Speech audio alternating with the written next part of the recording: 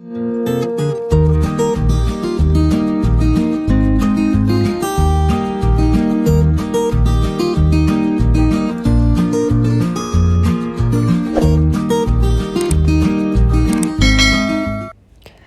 الفل والجمال على الناس الحلوة.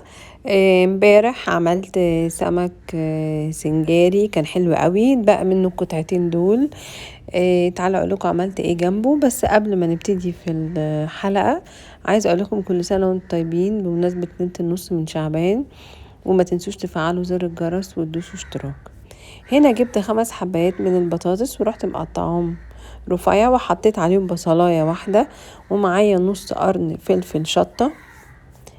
يا جماعة سمك الماكريل تحفة، اوميجا 3، بيخفض ضغط الدم، حلو جدا للكوليسترول، حلو جدا للقلب. يعني يا ريت تاكلوه ولو حتى مرة واحدة بس في الشهر.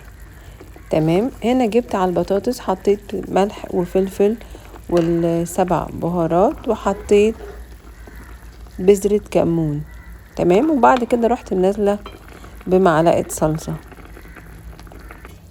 استنيت لغاية ما البطاطس استوت. تمام. غطيت عليها شوية، وبعد كده عملت لنا الصوص الحلو الجميل ده جنب السمك الماكريل،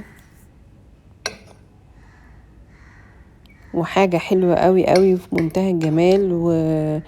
وعايزاكم تاكلوا دايما السمك ده لانه مفيد جدا جدا. وحاولوا تختاروا الحاجات الصحية ان انتوا تبتدوا تاكلوها قبل رمضان، قبل الكنافة وقبل المحشي وقبل القطايف وقبل البط. عايزاكم يعني تظبطوا نفسكم شوية قبلها. وبما ان القناة جديدة فبطلب منكم ان انتوا تدعموني بلايك وسبسكرايب وتعملوا شير للقناة، وبألف هنا.